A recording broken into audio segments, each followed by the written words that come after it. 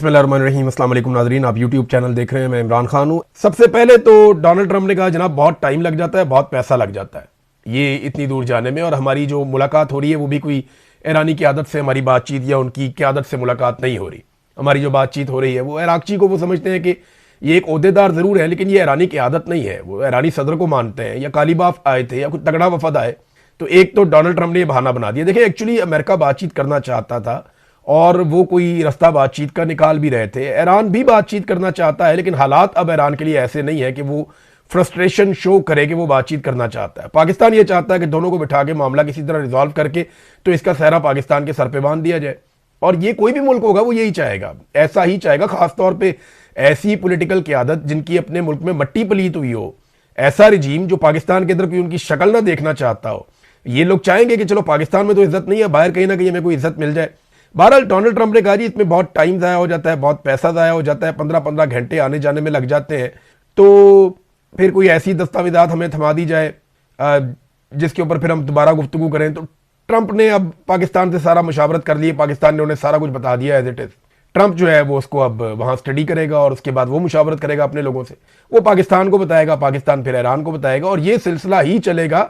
इसीलिए इराक़ची अभी दोबारा पाकिस्तान आ रहे हैं। इराक़ची जो है वो आज शाम को पाकिस्तान पहुंचेंगे और उसके बाद उनका मास्को का दौरा है जो उसके बाद करेंगे। ये दौरे बहुत इंपॉर्टेंट है, ये कोई छोटी बात नहीं है। तो डोनाल्ड ट्रंप ने कहा कि हमारे हाथ में बहुत सारे कार्ड्स हैं और हम तैयारों में इतने लंबे लंबे ट्रैवल 15-15 घंटे के नहीं करेंगे, और ईरान के ऊपर अब मुनसर है कि वो हम पे टेलीफोन के जरिए मामला कर सकते हैं। यानी ईरान अगर चाहता है कोई डील करना है, कोई मामला हल करना चाहता है तो हमारे साथ बराह रास्त कॉल कर ले। ये डोनाल्ड ट्रंप ने कह तो दिया, लेकिन ये सब जानते हैं कि एक्चुअली ये मुज़ाकरात किस तरीके से आ रहे हैं। तो जैसे ही डोनाल्ड ट्रंप ने कहा ना उनके बंदे नहीं आ रहे, साथ ही शुक्र है इस्लामाबाद खुल गया।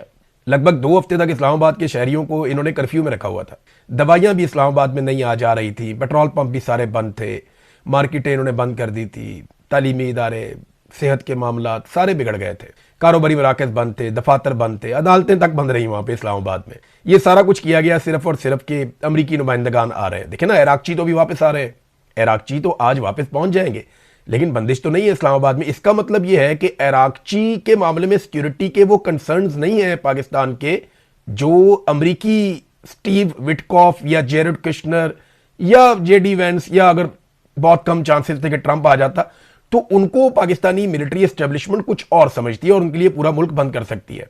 लेकिन ट्रंप को इस बात का ख्याल है कि वक्त और पैसा ज़ाया होता है, लेकिन हमारी जो मिलिट्री बैक्ड रिजीम है पाकिस्तान में उसको इस बात का ख्याल नहीं है। उन्होंने दारुल हुकूमत को बंद रखा 2 हफ्ते तक, लोगों का वक्त भी ज़ाया किया, पाकिस्तान का पैसा भी ज़ाया किया, अरबों रुपए का नुकसान भी किया। देखिए, वो अपने मुल्क के बारे में कैसे सोचता है कि वक्त भी ज़ाया नहीं करना, पैसा भी ज़ाया नहीं करना, और हम कैसे सोचते हैं कि उनके सिर्फ आने की उम्मीद है और हमने 2 हफ्ते तक पाकिस्तान को बंद रखा। बड़ी अफसोसनाक बात है, ये हमने किया। फिर आपको याद होगा पाकिस्तान के ISPR ने, फील्ड मार्शल ने ये स्टेटमेंट दिए हुए हैं कि एक पाकिस्तानी की जान 1000 अफगानियों से कीमती है। क्या अमेरिकन से कीमती नहीं है?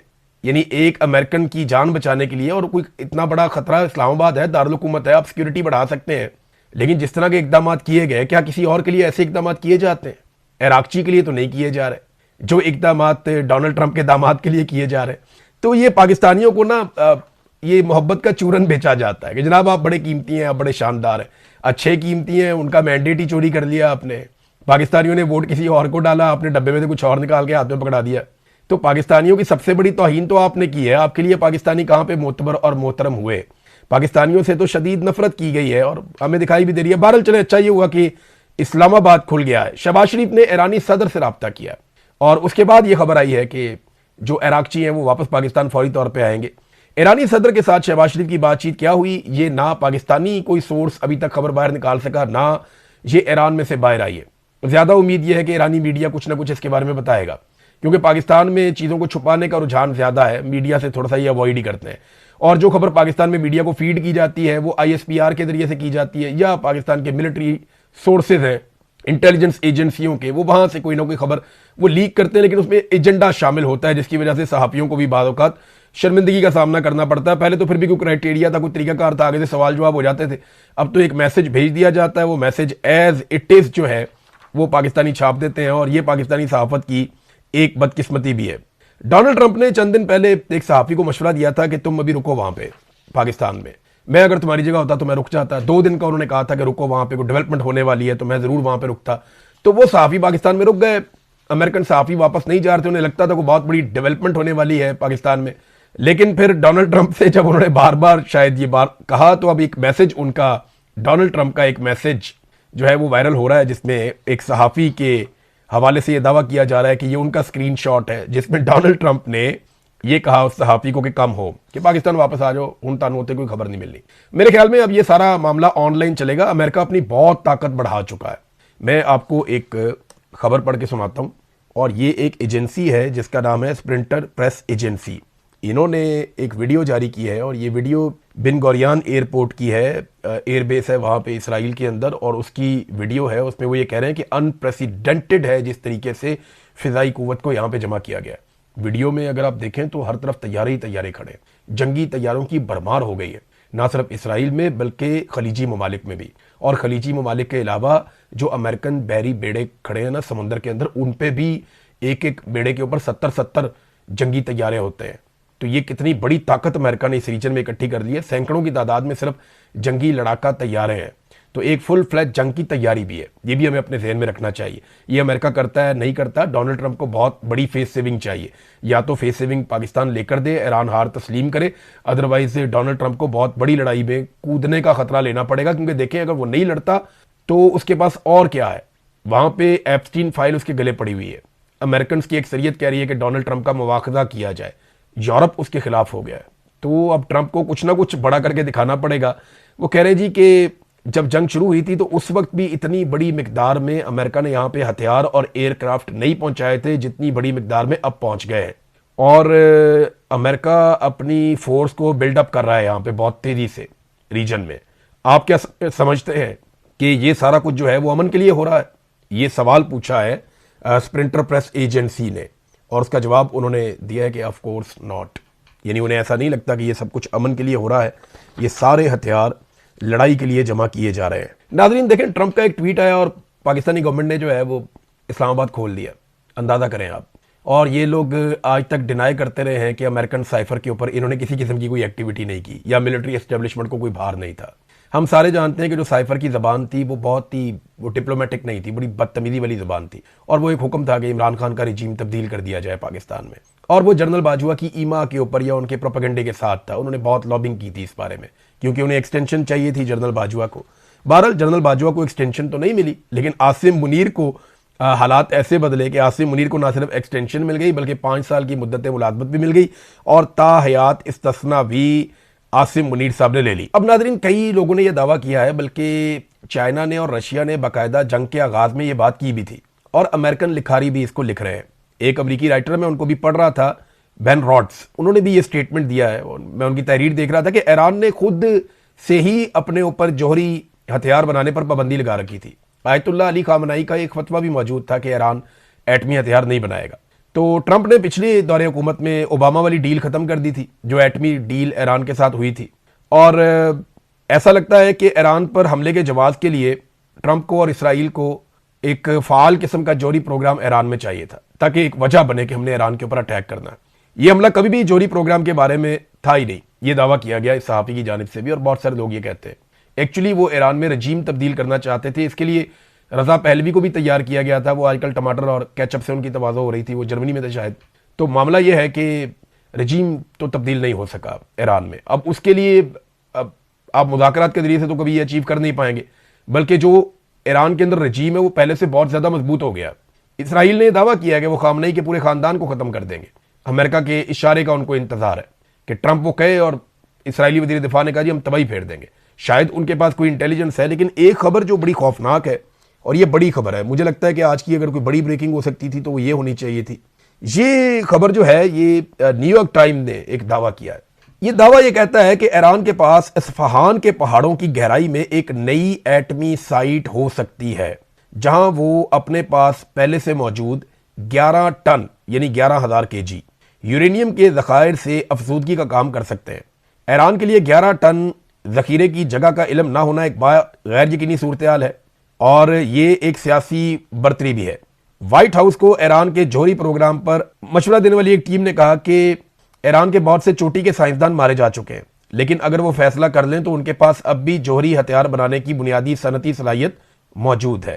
اب یہ بات اس وقت کی جا رہی ہے، میں اس کو یعنی اس طرح دیکھ رہا ہوں کہ ایران کے اوپر حملے کا ایک جواز بھی ہو سکتی ہے یہ بات، کہ اصفہان کی پہاڑیوں کی گہرائی میں ایران نے کوئی ایک ایسی ایٹمی سائٹ بنائی ہوئی ہے جس کے بارے میں امریکہ کو یا دنیا کو علم نہیں ہے، اور ایران وہاں بہت بڑے پیمانے پر یورینیم کی افزودگی کر رہا ہے یا کر سکتا ہے۔ یہ بڑی ڈینجرس بات ہے، ایران کی جانب سے اس کی تردید سامنے آئے گی، کیونکہ خبر یہ ابھی تھوڑی دیر پہلے آئی ہے اور میں نے فوری طور پہ اس خبر کو پڑھا، مجھے حیرت ہوئی کہ یہ کیا کیا ہے انہوں نے۔ لیکن میرا اندازہ یہ ہے کہ جیسے عراق کے اوپر جب اٹیک کیا گیا تو یہ کہا گیا کہ یہاں پہ خطرناک کیمیائی ہتھیار ہے، لیکن وہ ہتھیار آج تک دنیا کو نہیں ملے، پورا عراق انہوں نے تباہ کر دیا۔ لگ بھگ 2 ملین کے قریب لوگ وہاں پہ، کچھ اطلاعات کے مطابق، کچھ کے مطابق 1 ملین سے زائد، کچھ کے مطابق 2 ملین سے زائد لوگ وہاں پہ جاں بحق ہو گئے عراق میں، لیکن آج تک وہ ہتھیار نہیں ملے جن کے جواز پر وہ حملہ کیا گیا تھا۔ تو اب ایران کے اوپر حملے کا اگر جواز بنایا جا رہا ہے تو یہ ایک چیز ہو سکتی ہے، لیکن ایران کی جانب سے پتہ چلے گا۔ ابھی ایران کے اندر سے یہ بھی ایک دعویٰ سامنے آیا، ان کے ڈپٹی اسپیکر جو ہیں وہ یہ کہہ رہے تھے کہ ہمارے پاس تو 400 کے جی یورینیم تھی، امریکہ 450 کے جی یورینیم کا مطالبہ کر رہا ہے، یہ باقی کی 50 کے جی ہم نے کہاں سے لے کر آنی ہے؟ جو ریکارڈ کے مطابق ہمارے پاس تھی وہ تو صرف 400 کے جی تھی۔ اب لیکن امریکہ کا مطالبہ ہے، جب یہ بیٹھیں گے تو کوئی نہ کوئی حل تو نکلے گا معاملے کا۔ ناظرین، امریکہ میں ایک بہت امپورٹنٹ واقعہ پیش آیا۔ یہ وائٹ ہاؤس میں پروگرام نہیں ہو رہا تھا، یہ پروگرام ہو رہا تھا واشنگٹن میں ہلٹن ہوٹل میں، اور یہ وائٹ ہاؤس کورسپونڈنٹس کا ایک ڈنر تھا جو ہوا کرتا ہے، اور یہ سالانہ ڈنر کے اندر ڈونلڈ ٹرمپ مدعو تھے اور وہ تمام صحافی یا ادارے صحافتی وہ سارے وہاں پہ موجود تھے۔ بہت بڑی تعداد میں لوگ، لگ بھگ ہزاروں کی تعداد میں لوگ وہاں پہ ہلٹن ہوٹل میں بندوبست کیا گیا تھا۔ اس تقریب میں گولی چل گئی۔ واقعہ جس طریقے سے ہوا میں اسی طریقے سے آپ کو رپورٹ کر دیتا ہوں، کیونکہ ابھی تھوڑی دیر پہلے یہ واقعہ ہوا۔ تو اس میں سب سے پہلے ڈونلڈ ٹرمپ سٹیج پہ بیٹھے ہوئے دکھائی دے رہے ہیں، اور ڈونلڈ ٹرمپ نے میڈیا سے بعد میں وائٹ ہاؤس میں آنے کے بعد بات بھی کی ہے، اور اس کے علاوہ ڈونلڈ ٹرمپ نے اپنے ٹروتھ سوشل کے اوپر اس کے بارے میں کچھ پوسٹ بھی کی ہیں۔ تو ایکچولی ڈونلڈ ٹرمپ بیٹھے ہیں، ایک شخص آتا ہے، وہ آ کر ان سے بات کرتا ہے، ان کو ایک پرچی دکھاتا ہے، اور وہ روٹین کی باتیں کر رہے ہیں کہ اچانک سے 6 گولیاں چلتی ہیں۔ جو ویڈیو میں نظر آ رہا ہے ایسا لگتا ہے گولی کافی دور سے چلی ہے، کیونکہ کیمرہ مین ڈونلڈ ٹرمپ سے زیادہ دور نہیں تھا جو اپنے موبائل سے فلم بنا رہا تھا، جبکہ گولی کی آواز کافی دور سے آئی تھی۔ 6 گولیاں چلتی ہیں، اور ڈونلڈ ٹرمپ نے بعد میں بتایا کہ اس کو ایسا لگا جیسے کوئی ٹرے گری ہے، بہت زوردار طریقے سے۔ تقریبات میں بعد اوقات کوئی ٹرے گر جاتی ہے، برتن گر جاتے ہیں تو بڑی گندی آواز آتی ہے، تو اس کو لگا کہ شاید یہ ہوا، لیکن تھوڑی دیر میں ڈونلڈ ٹرمپ کی سیکیورٹی پہنچ جاتی ہے۔ اب ایک آدمی گرفتار ہوا ہے واشنگٹن ہلٹن ہوٹل سے، پہلے اطلاع ملی کہ ایک آدمی مارا گیا ہے، لیکن بعد میں پتا چلا کہ ایک بندہ گرفتار ہو گیا ہے۔ اس کے بارے میں کچھ زیادہ اطلاعات نہیں دی گئی، ابھی انویسٹیگیٹ کیا جائے گا، ہو سکتا ہے نیکسٹ ویلاگ میں یا اس کے بعد میں آپ کو بتانے کے قابل ہو جاؤں کہ ایکچولی یہ کون آدمی تھا، اس کے بارے میں کیا اطلاعات آئی ہیں۔ لیکن اب تک کی جو انفارمیشن ہے، ایک بندہ گرفتار ہو گیا، اور اس بندے نے گرفتار ہونے سے پہلے ایک پولیس والے پہ گولی چلائی بہت کلوز رینج سے۔ سیکرٹ سروس کا ایک آدمی تھا، اور بلٹ پروف جیکٹ ہونے کی وجہ سے وہ بچ گیا، لیکن زخمی ہوا ہے، اور ایک بندہ گرفتار ہو گیا ہے۔ باقی تحقیقات اس کی جاری ہیں، اس آدمی کا بیک گراؤنڈ چیک کیا جا رہا ہے۔ کاش پٹیل جو ہے انہوں نے بھی بات کی ہے، جو لا انفورسمنٹ ہے انہوں نے بھی بات کی ڈونلڈ ٹرمپ کے ساتھ کھڑے ہو کر۔ وائٹ ہاؤس میں آنے کے بعد ڈونلڈ ٹرمپ نے میڈیا سے بات چیت کی، انہوں نے کہا تقریب ہم دوبارہ کر لیں گے، اور 1 مہینے کے اندر اندر دوبارہ ہم سب اکٹھے ہوں گے اور اس تقریب کو کریں گے۔ یہ ایک بہت بڑا سیکیورٹی بریچ ہے، کیونکہ بہت ساری لیئرز ہوتی ہیں ڈونلڈ ٹرمپ کی سیکیورٹی کی یا امریکی صدر کی سیکیورٹی کی۔ وہاں پہ ہتھیاروں کا اتنا قریب پہنچ جانا کہ ڈونلڈ ٹرمپ جہاں بیٹھا ہے وہاں پہ شدید آواز آئی فائرنگ کی، گو کہ بہت قریب نہیں تھا، لیکن کم سے کم وہ سیکیورٹی کے کچھ لیئرز کراس کر کے آگے آ گیا تھا۔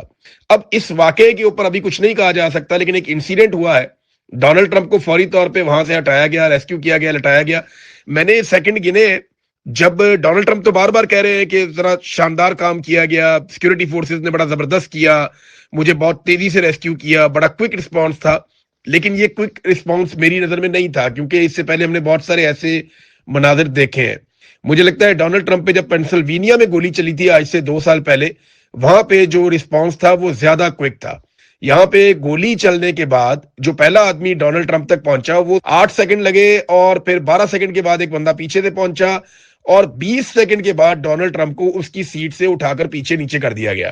یہ بہت ٹائم ہوتا ہے، اور اس قسم کے آپریشن میں اور ایس کے ریسکیو میں 2-4-5 سیکنڈ بھی بہت ہوتے ہیں۔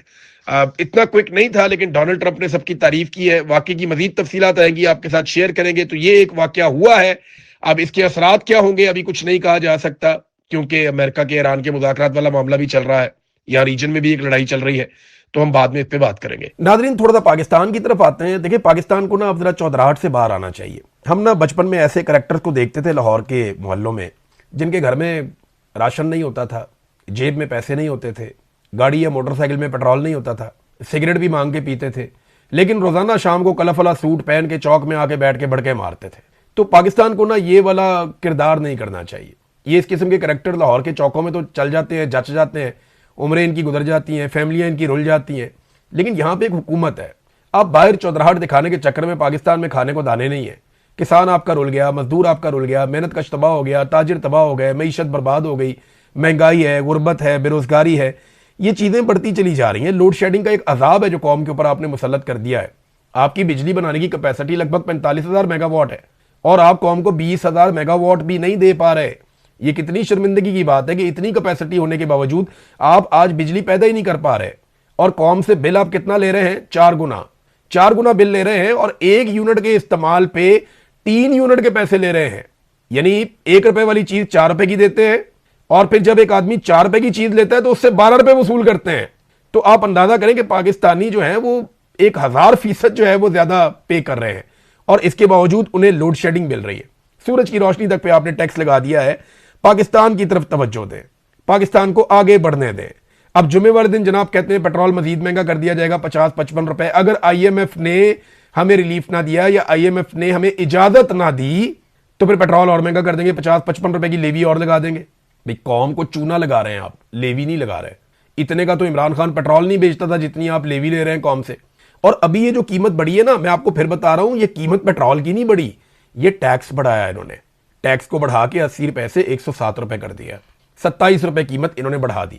ابھی یہ پیٹرول کو اور ڈیزل کو مزید مہنگا کریں گے، یہ دعویٰ کیا جا رہا ہے، اور یہ وفاقی وزیر کر رہے ہیں، کوئی اور نہیں کر رہا۔ وفاقی وزیر نے بیٹھ کے، فیڈرل گورنمنٹ کا حصہ ہے، انہوں نے بیٹھ کر نیشنل ٹی وی کے اوپر یہ بات کی ہے۔ یہ علی ملک صاحب نے، انہوں نے نیشنل ٹی وی پہ بیٹھ کے یہ بات کی ہے کہ جناب ہمیں جمعے والے دن اگر آئی ایم ایف نہیں مانتا یا ہماری درخواست رد کرتا ہے تو ہمیں مزید پیٹرول کی قیمت بڑھانی پڑ جائے گی، 50 روپے یا 55 روپے اور ٹیکس لگانا پڑ جائے گا۔ میں نے آپ کو پہلے بتایا کہ کوئی بھی حکومت جب ان کے پاس کوئی معاشی منصوبہ نہیں ہوتا، جب ان کے پاس کیپیسٹی اور کیپیبلٹی نہیں ہوتی کہ وہ ملک کو چلا سکے، تو پھر انہیں بھاری ٹیکس لگانے پڑتے ہیں، قرضے لینے پڑتے ہیں، بجلی، گیس، پیٹرول، یہ چیزیں اور اشیاء ضرورت جو لوگوں نے استعمال کرنی ہے ان کو مہنگا کرنا پڑتا ہے۔ اور جو ایسے ٹیکسز جو بیچارے تنخواہ دار طبقے کے اوپر لگتے ہیں وہ لگائے جاتے ہیں تاکہ لوگوں کو نچوڑ کے کسی طرح سے خسارے کو قابو کیا جا سکے، لیکن خسارہ ان سے ابھی تک قابو نہیں ہو رہا، ابھی تک قابو نہیں ہو رہا۔ انہوں نے صرف اپوزیشن کو قابو کرنا سیکھا ہے، انہوں نے صرف مخالف آوازوں کو کچلنا سیکھا ہے، لوگوں کو مارنا، ان کے ساتھ ظلم کرنا، ان کے ساتھ جبر کرنا سیکھا ہے۔ ملک نہیں ان سے چلے گا، نہ ان سے کل ملک چلا، نہ ان سے آج ملک چل رہا ہے، نہ ان سے آنے والے کل میں ملک چلے گا۔ پاکستانی عوام کے لیے سب سے بہتر پتہ کیا ہے؟ وہ فوری طور پہ پاکستان کی ملٹری اسٹیبلشمنٹ کے حکومتی فارمولوں سے جان چھڑا لیں۔